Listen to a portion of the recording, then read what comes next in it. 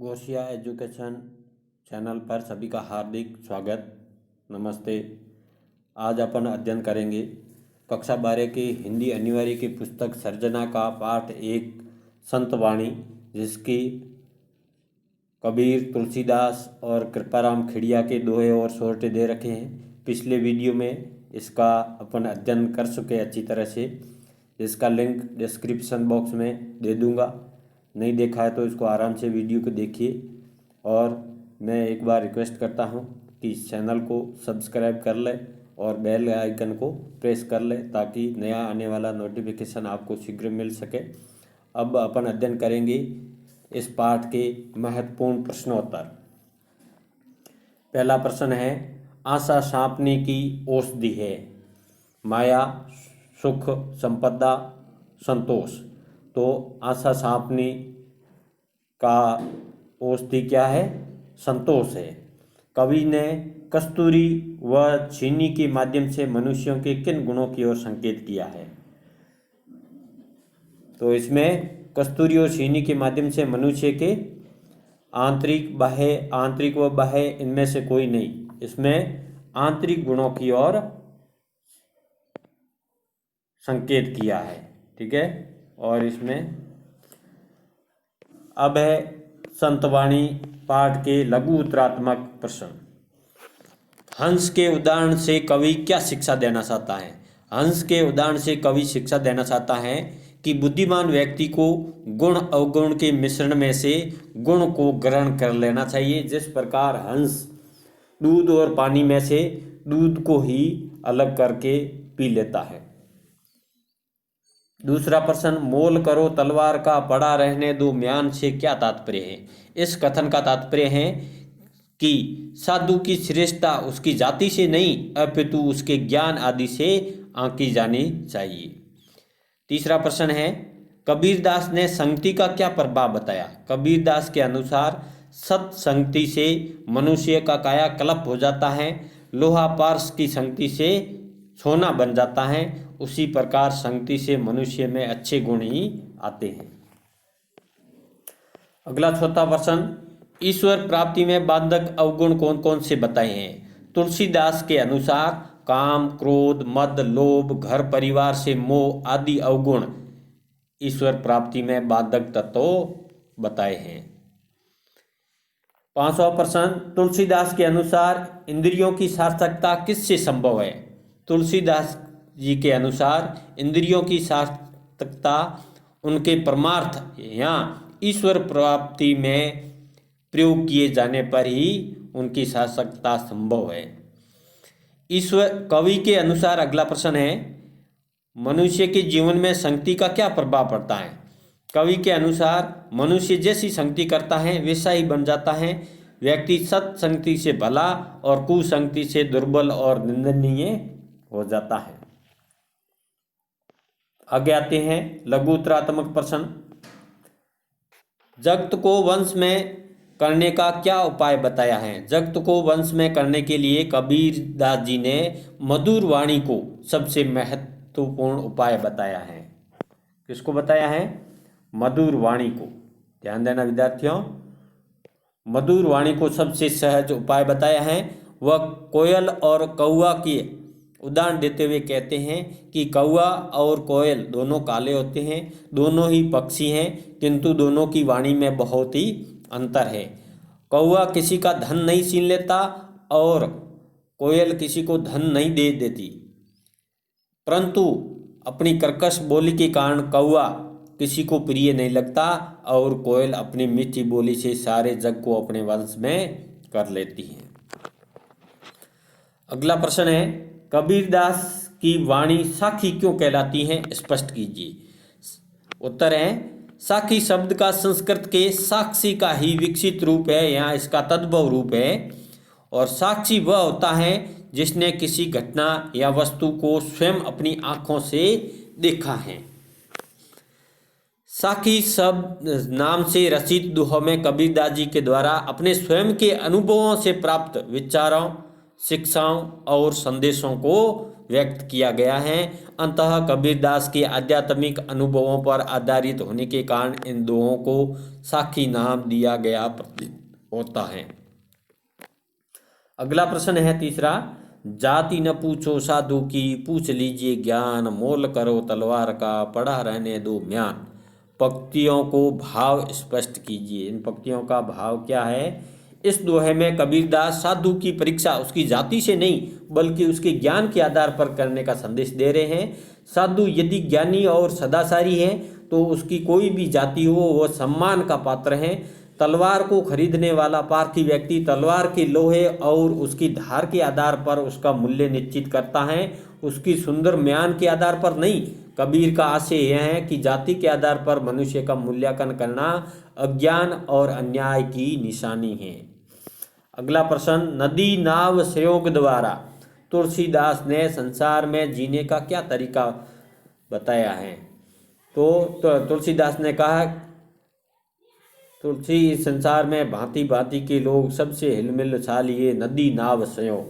तो कबीरदास जी कहते हैं, तुलसीदास जी कहते हैं, नदी को पार करने के लिए लोग नाव की सहायता लेते हैं। नाव पर सवार लोगों को नदी के पार जाने तक थोड़े समय के लिए एक दूसरे का साथ मिलता है। नौका यात्रा के बीच सभी यात्री एक दूसरे को हिलमिल जाते हैं, किंतु नदी पार होते ही अपने अपने गंतव्य की ओर चल लेते हैं। मानव जीवन भी छोटी सी नौका यात्रा के समान होता है। तुलसीदास लोगों को परामर्श देता है कि संसार में भांति भांति विचारों और रहन सहन वाले लोगों का साथ होता है, अतः सभी के साथ प्रेम से हिल मिल कर जीवन बिताना चाहिए। जाने कौन कहाँ बिछुड़ जाए, यही बताना चाहते हैं। अगला प्रश्न है, राम कृपा तुलसी सुलभ, गंग सुसंग समान। पंक्ति का भाव स्पष्ट कीजिए। इस पंक्ति में तुलसीदास जी ने भगवान राम की कृपा से गंगा और सत्संगति का प्राप्त होना सुलभ बताया है। किसकी कृपा से? भगवान राम की कृपा से गंगा और सत्संगति का प्राप्त होना सुलभ बताया है। गंगा और सत्संगति दोनों का स्वभाव एक जैसा होता है। दोनों के संपर्क में आने वाले को अपना जैसा पवित्र और सज्जन बना देते हैं। जो गंगा के जल में मिलता है या प्रवेश करता है उससे गंगा अपने ही समान पवित्र बना देती हैं। इसी प्रकार तुलसीदास जी कहते हैं कि सत्संगति भी साथ में रहने वाले व्यक्तियों को सद्गुणों से युक्त सज्जन पुरुष बना दिया करती है। अगला प्रश्न है, अब तो दादूर बोलिए, हमें पूछिए कौन मैं तुलसी का क्या भाव है।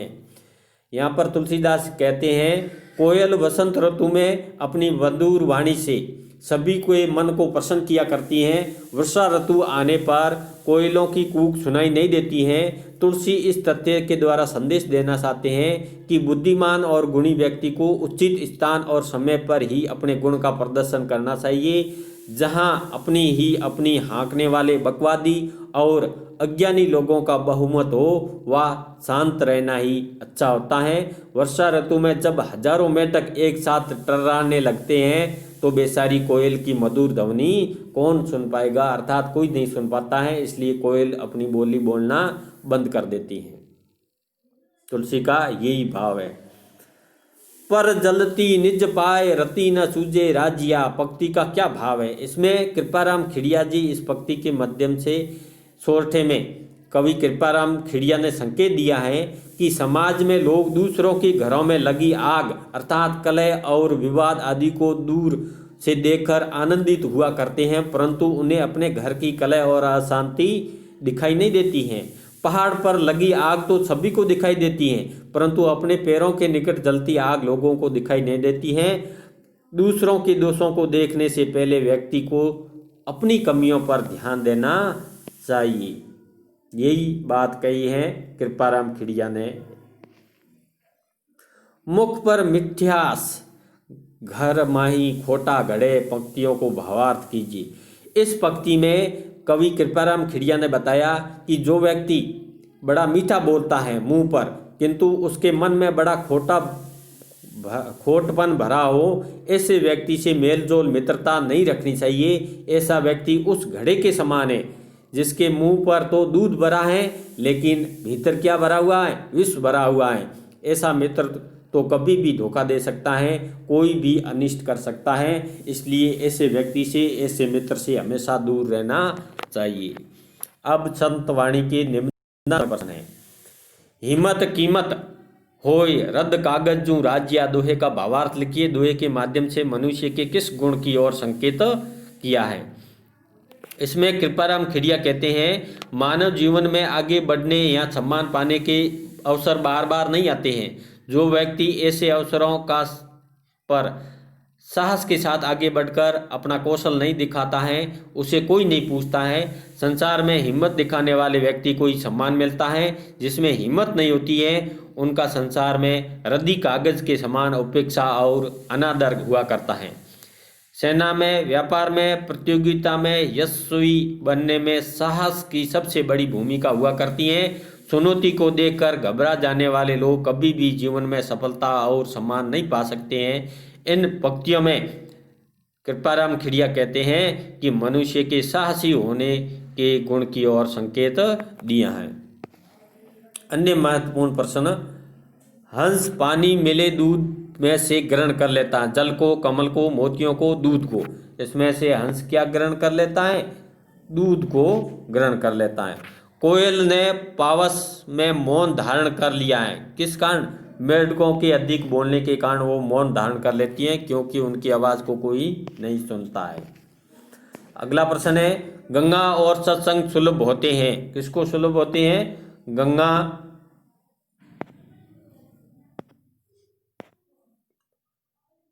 राम कृपा से, जब तप से, धन से, पूर्व जन्म के पुण्य से। तो ये सुलभ होते हैं राम कृपा से। किसकी कृपा से? राम की कृपा से सुलभ होते हैं। कस्तूरी और शक्कर की तुलना में नीत संदेश है। कस्तूरी कुरूप और दुर्लभ है, चीनी स्वरूप और सुलभ है, सुंदरता से गुण श्रेष्ठ है। कस्तूरी के बजाय शक्कर का उपयोग करना चाहिए। इसका ग होगा, सुंदरता से क्या श्रेष्ठ है? गुण श्रेष्ठ है।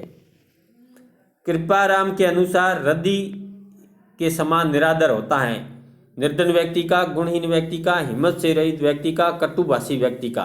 कृपाराम के अनुसार रद्दी के समान निरादर किसका होता है? हिम्मत से रहित व्यक्ति का। संत वाणी के लघु उत्तरात्मक प्रश्न है। त्यागी व्यक्ति को मन में क्या विचार दृढ़ कर लेना चाहिए? त्यागी व्यक्ति को सब कुछ प्रभु का है, मेरा नहीं है, यह विचार दृढ़ता से मन में रखना चाहिए। कबीर के अनुसार साधु की श्रेष्ठता का निर्णय किस आधार पर करना चाहिए? इसका उत्तर होगा, साधु की श्रेष्ठता उसके ज्ञान से आंकी जानी चाहिए, न कि उनकी जाति के आधार पर। साधु की संगति कभी निष्फल नहीं होती है। अगला प्रश्न है, साधु की संगति कभी निष्फल नहीं होती है, इस तथ्य को कबीर ने किस उदाहरण से सिद्ध किया है? कबीर ने इस तथ्य को लोहे और पार्श के आधार पर सिद्ध किया है कि पार्श का स्पर्श या संग होने पर लोहा भी क्या बन जाता है? सोना बन जाता है। अगला प्रश्न, कोयल अपने किस गुण द्वारा संसार को अपना प्रशंसक बना लेती हैं? कोयल अपनी मधुर वाणी से सारे जगत को अपना प्रशंसक बना लेती हैं। गंग और सुसंग को तुलसीदास ने किसके समान बताया है और कैसे बताया है? गंगा के जल से जो वस्तु मिलती है या जो व्यक्ति स्नान करता है वह गंगा के समान ही पवित्र होता है। इसी प्रकार सत्संग करने वाला, सत्संगति करने वाला व्यक्ति सदाचारी हो जाता है। अगला प्रश्न है, तुलसीदास जी ने बुरे समय के सखा किसको बताया है? तुलसीदास जी ने बुरे समय के सखा बताया है धैर्य, धर्माचरण, विवेक, सत साहित्य, साहस, सत्य पर दृढ़ रहना। इन गुणों को बुरे समय का सखा कहा है। सखा कहते हैं मित्र, मित्र यहाँ साथी। कृपाराम ने रचना या वाणी का गुण कैसे दर्शाया है? कवि कृपाराम खिड़िया ने कहा है कि मीठी और कड़वी वाणी के कारण ही कोयल सबके मन को प्रसन्न करती है और कौवा कड़वी वाणी के कारण सभी को बुरा लगता है। अगला प्रश्न है, सुंदरता से गुण श्रेष्ठ होते हैं, यह बात कवि कृपाराम ने कैसे समझाई है? इसमें कृपाराम ने कहा है, कवि ने बताया है कि कस्तूरी और चीनी के उदाहरण द्वारा समझाया है। कस्तूरी काली और क्रूप होती है, हुए भी सुंदर रंग वाली चीनी से कहीं अधिक मूल्यवान होती है, क्योंकि ये सुंदरता से गुण का महत्व अधिक होता है। कवि कृपाराम ने कैसे लोगों से मित्रता न करने की सीख देते हैं? कृपाराम उन लोगों से मित्रता न करने की सीख देते हैं जो मुख से तो मीठा बोलते हैं, परंतु हृदय में क्या कपट रखते हैं, खोट रखते हैं। अगला प्रश्न है, श्री कृष्ण ने अर्जुन का रथ हाँकना क्यों स्वीकार किया? श्री कृष्ण अर्जुन के सच्चे मित्र होने के कारण उसका रथ हाँकना स्वीकार किया था। कबीर की भाषा को क्या नाम दिया गया है? कबीर की भाषा को संदूकड़ी या खिचड़ी भाषा कहा जाता है। पंचमेल खिचड़ी भी कहा जाता है, क्योंकि इसमें अनेक भाषाओं के शब्दों का प्रयोग हुआ है। अगला प्रश्न है, कबीर के दोहों के विषय क्या हैं? कबीरदास ने जीवन में उपयोगी विषयों पर दोहे रचे हैं। ये विषय त्याग, विवेक, विनम्रता, ज्ञान का आदर, सत्संग, संतोष, मधुर वाणी बोलना आदि इनके दोहों का विषय रहा है। तुलसीदास ने संकलित दोहों में क्या सीख दी है? अपने जो पाठ्यक्रम में है दोहे, इनसे क्या सीख दी है तुलसीदास ने? तुलसीदास ने अपने दोहों में काम, क्रोध आदि दुर्गुणों से बचने, परमार्थ पर ध्यान देने, सत्संगति करने, हिलमिल कर जीवन बिताने, धैर्य, धर्म, विवेक आदि गुण अपनाने की सीख दी है। अगला प्रश्न है, तुलसीदास जी की 5 प्रमुख रचनाओं के नाम लिखिए। तुलसीदास जी की 5 प्रमुख रचनाएं रामचरितमानस, गीतावली, दोहावली, विनय पत्रिका, कवितावली। कवि कृपाराम के सोरठे में राज्य शब्द किसके लिए प्रयुक्त हुआ है? कृपाराम खिड़िया के सोरठों में राज्य कृपाराम का अत्यंत प्रिय सेवक था। वह निसंतान था, उनके कोई संतान नहीं थी। उसका दुख दूर करने के लिए कृपाराम ने उसे संबोधित करते हुए अपने सोरठों में रचना की, ताकि वो प्रसिद्ध हो जाए। जब तक इनके सोरठे बढ़ते जाएंगे तब तक राज्य का नाम लिया जाएगा। अब है लघु उत्तरात्मक प्रश्न। कबीरदास ने त्याग का आदर्श स्वरूप कैसा बताया है? तो बताया है कबीरदास जी ने, त्याग करने के लिए मनुष्य को मोह से मुक्त होना आवश्यक होता है। थोड़ा थोड़ा करके सांसारिक वस्तुओं का त्याग करने की अपेक्षा एक ही बार में दृढ़ निश्चय के साथ सारी सांसारिक वस्तुओं का त्याग कर देना उत्तम है। मनुष्य ऐसा तभी कर सकेगा जब वह मान लेगा कि सब कुछ भगवान का है, उसका कुछ भी नहीं है। यही त्याग का आदर्श स्वरूप बताया है कबीरदास जी ने। अगला प्रश्न है, हंस में कौन सा विशेष गुण माना गया है? हंस का यह गुण है, आपको क्या संदेश देता है? हंस में विशेष गुण क्या है? ऐसा विश्वास चला आ रहा है कि हंस पानी और दूध की मिश्रण में से दूध को ग्रहण करके पानी को त्याग देता है। हंस का अर्थ ज्ञानी या विवेकी पुरुष से भी लगाया जाता है। हंस का यह गुण हमें संदेश देता है कि गुणों और अवगुणों से युक्त संसार में हमें गुणों को ग्रहण करते हुए और अवगुणों का त्याग करते रहना चाहिए। ऐसा करने से हमारा जीवन सुखी हो सकता है। यही संदेश इसमें दिया है। मोल करो तलवार का, पड़ा रहने दो म्यान। कबीर के इस कथन द्वारा क्या संदेश देना चाहे? कबीर ने इस पंक्ति द्वारा संदेश देना चाहता है कि व्यक्ति की महानता और सम्मान का मूल्यांकन उसकी जाति के आधार पर नहीं करना चाहिए। उसके साथ अन्याय है। उसके ज्ञान और मानवीय गुणों के आधार पर उसकी महानता का मूल्यांकन किया जाना चाहिए। तलवार खरीदने वाला अनुभवी व्यक्ति उसका मूल्य उसके म्यान की सुंदरता को देखकर निश्चित नहीं करता। वह तलवार के लोहे की गुणवत्ता और उसकी धार के टिकाऊपन के आधार पर मूल्य तय करता है। जाति तो साधु का म्यान है, उसमें रखी तलवार उसका ज्ञान है। उसे ही ज्ञान को ही परखना चाहिए। अगला प्रश्न है, आशा को कबीर ने क्या बताया है और इससे मुक्त होने का गुरु मंत्र किसे बताया है? तो कबीरदास जी ने कहा है, आशा को कबीर ने सांपन बताया है। जिसने सारे संसार को डस रखा है। इस दोहे में कबीर का आशा को सर्पिणी बताने का भाव यह है कि जो व्यक्ति केवल आशाओं के सहारे रहता है वह जीवन में कभी सुखी नहीं हो सकता है। आशा के साथ उद्यम भी होना चाहिए। आशा की दास्ता से छुटकारा पाने का एकमात्र उपाय क्या है? संतोष की भावना। वही आशा रूपी सर्पिणी के विष से व्यक्ति की रक्षा कर सकती है। कौन कर सकती है? संतोष। संतोष रूपी गुरु मंत्र के द्वारा ही आशा रूपी सर्पिणी का विष उतारा जा सकता है।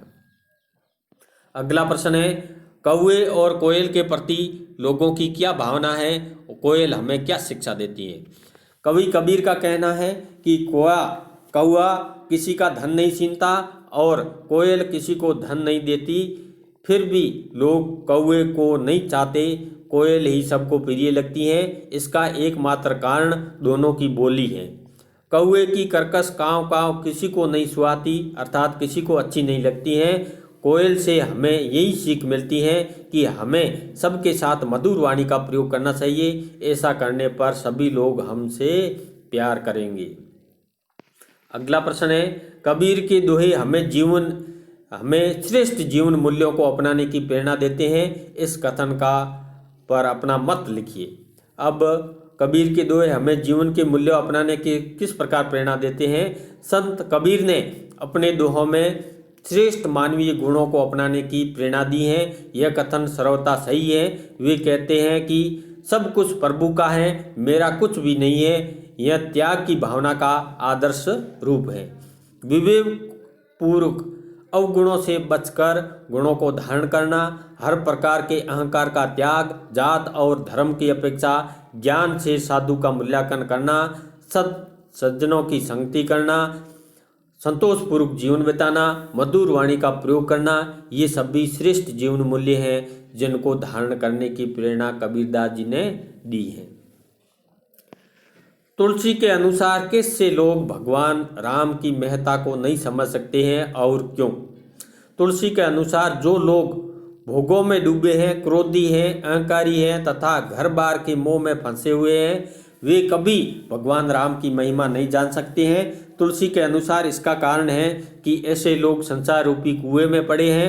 जैसे कुएं का मेढक कुएं से बाहर के अनंत संसार को परिचय नहीं पा सकता है, उसी प्रकार सांसारिक विकारों से ग्रस्त और भोगों में लिप्त मनुष्य भी भगवान राम की महिमा और कृपा से अपरिचित रह जाता है। तुच्छ विषयों के भोग में ही सारा मानव जीवन नष्ट कर देता है। अगला प्रश्न है, चतुर व्यक्ति अपनी इंद्रियों का प्रयोग किस लिए किया करते हैं और क्यों? तुलसीदास जी कहते हैं, विधाता ने मनुष्य को बोलने के लिए जीभ दी है, सुनने के लिए कान दिए हैं और हितकारी बातों को धारण करने के लिए चित्त दिया है। अज्ञानी लोग इन इंद्रियों का प्रयोग सांसारिक सुखों को भोगने के लिए क्या करते हैं, परंतु सुजान लोग, जो चतुर लोग हैं, इनका प्रयोग केवल परमार्थ अर्थात जीवन के महानतम लक्ष्य या ईश्वर प्राप्ति या मोक्ष को प्राप्त करने के लिए चतुर लोग इनका उपयोग करते हैं। अगला प्रश्न है, सत्संग और कुसंग का मनुष्य जीवन पर क्या प्रभाव पड़ता है? तुलसीदास ने किस उदाहरण द्वारा इसे सिद्ध किया है? अब तुलसीदास जी ने बताया है, सत्संग मनुष्य को भला बनाता है, सद्गुणों से पूर्ण बनाता है। इसके विपरीत कुसंग में पड़ने पर वही व्यक्ति बुरा और निंदा का पात्र हो जाता है। तुलसीदास जी ने इस बात को नाव, कीनरी, तीर और तलवार में प्रयुक्त होने वाले लोहे के उदाहरण द्वारा स्पष्ट किया है। नाव में कीलों के रूप में, कीनरी नाम की वीणा में तारों के रूप में काम आने वाले लोहे की उपयोगिता सभी स्वीकार करते हैं। वही लोहा जब प्राण घातक अस्त्र शस्त्रों जैसे तीर और तलवार बनाने में काम आता है तो वो क्या बन जाता है? निंदनीय बन जाता है। लेकिन नाव और कीनरी में प्रयुक्त किया गया लोहा सभी प्रशंसा करते हैं। अगला प्रश्न है, तुलसीदास ने गंग और सुसंग में क्या समानता बताई है? ये दोनों मनुष्य को कैसे प्राप्त हो सकते हैं?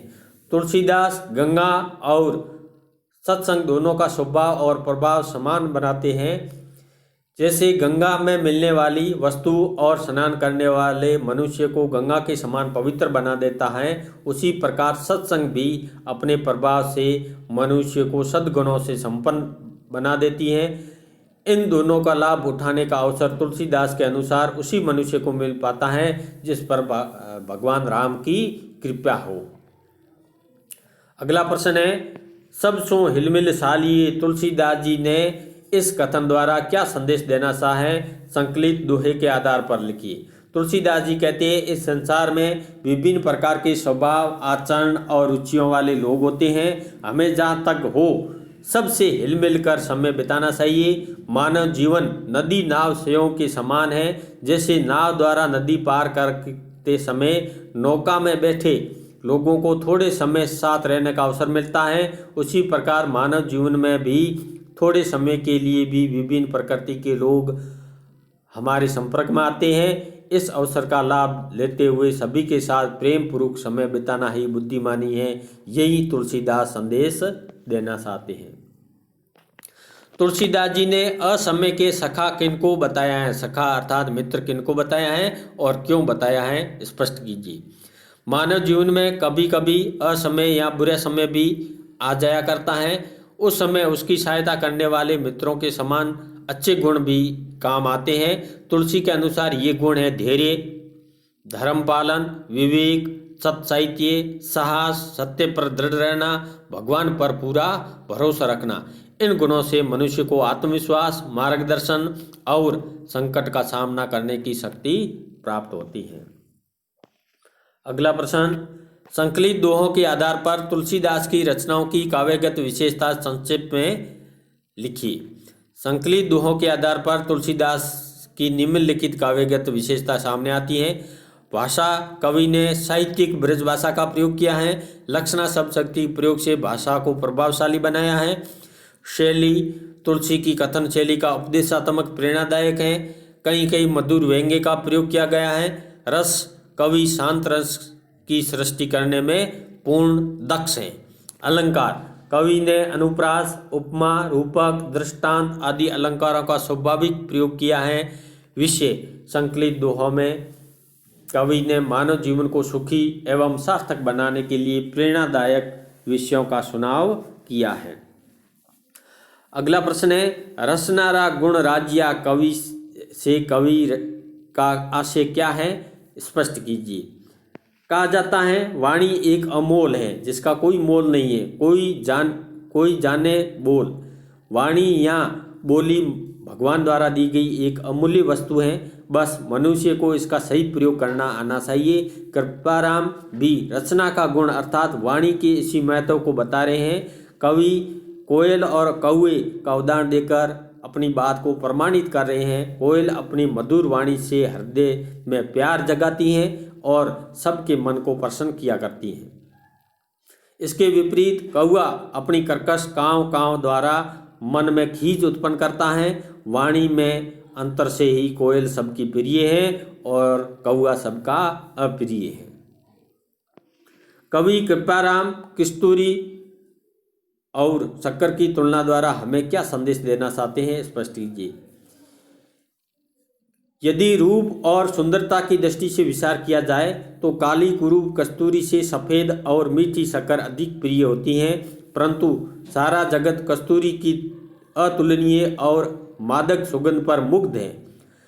तभी तो कस्तूरी सोना, चांदी, हीरे जैसे बहुमूल्य पदार्थों की भांति प्रमाणित कांटे पर तोल कर बिकती हैं, जबकि सुंदर चीनी ईंट और पत्थर के रोड़ों से तुलकर बिकती है। इस सोरठा द्वारा कवि कृपाराम खिड़िया संदेश देना चाहता है, सुंदरता से गुण अधिक श्रेष्ठ आदरणीय होते हैं। लोग मतलब या स्वार्थ होने पर किसी की खुशामद करते हैं। इस भाव को प्रकट करने वाले कृपाराम के सोरठे का सार लिखिए।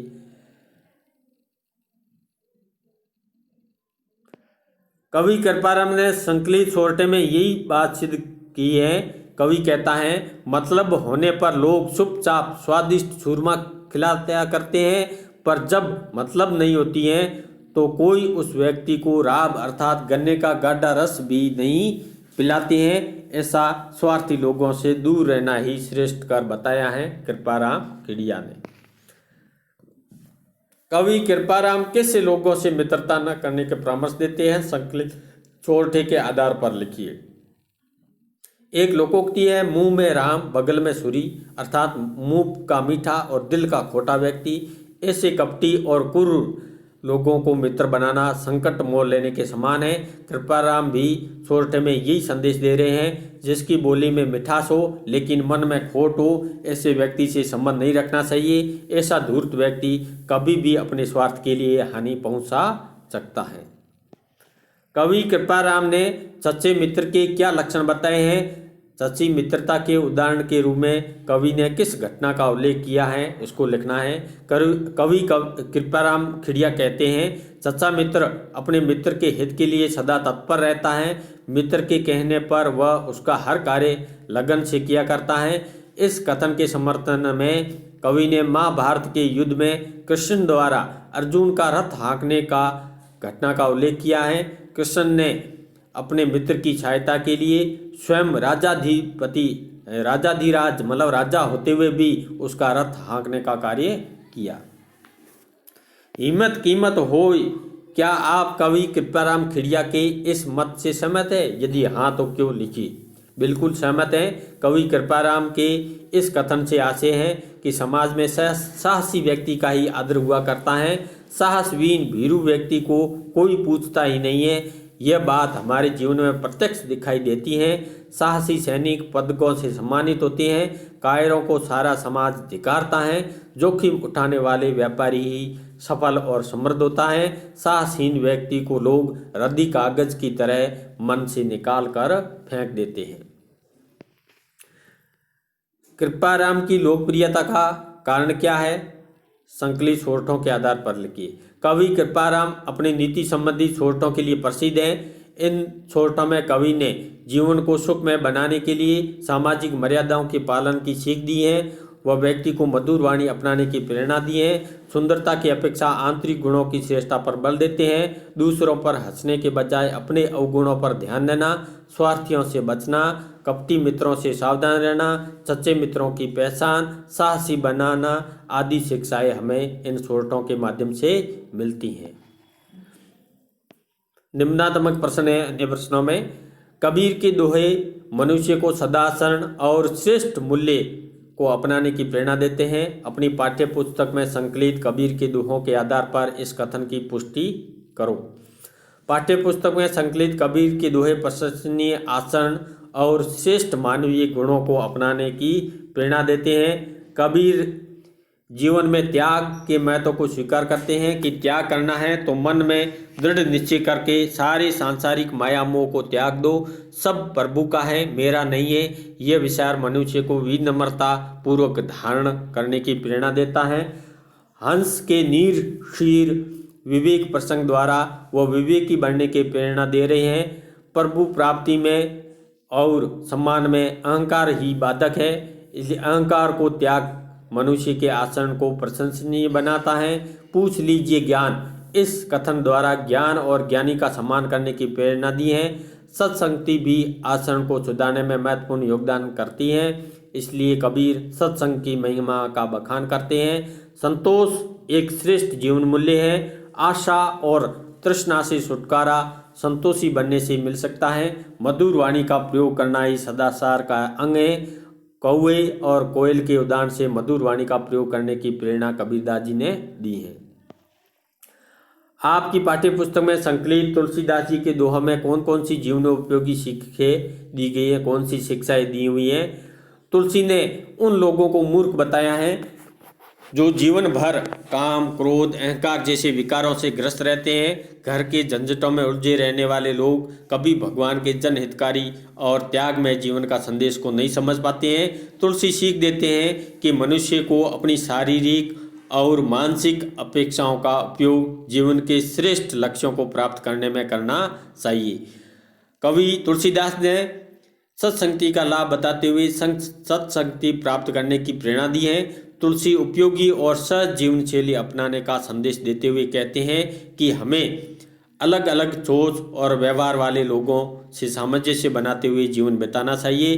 तुलसी व्यवहारिक सीख देते हैं कि जहाँ अविचारी लोग अपनी अपनी हाँकते हुए दूसरों को सुनना नहीं चाहते, वहाँ बुद्धिमान को मौन धारण कर लेना चाहिए।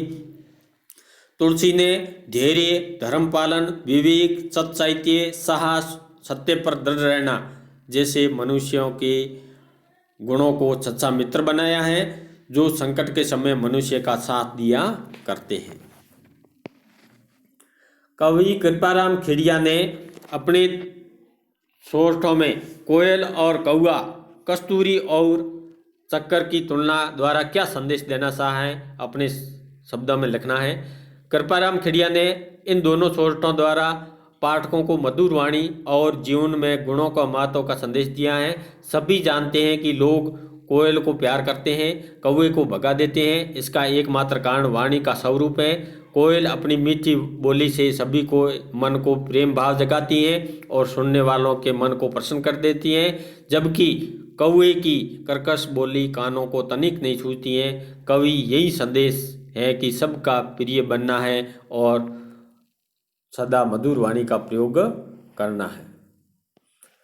कस्तूरी और शक्कर का उदाहरण सामने रखकर कवि ने संदेश दिया है कि केवल वस्तु या व्यक्ति की सुंदरता उसे समाज में सम्मान नहीं दिला सकती है। सम्मान और मूल्य मनुष्य को उसके श्रेष्ठ गुणों से प्राप्त होते हैं। कस्तूरी भले ही देखने में काली और क्रूप लगती हो, किंतु उसकी अद्वितीय मादक सुगंध ने उसे अति मूल्यवान बना दिया है। शक्कर भले ही देखने में सुंदर लगे, पर वह कस्तूरी के समान मूल्य और महत्व कभी नहीं ठहरती है।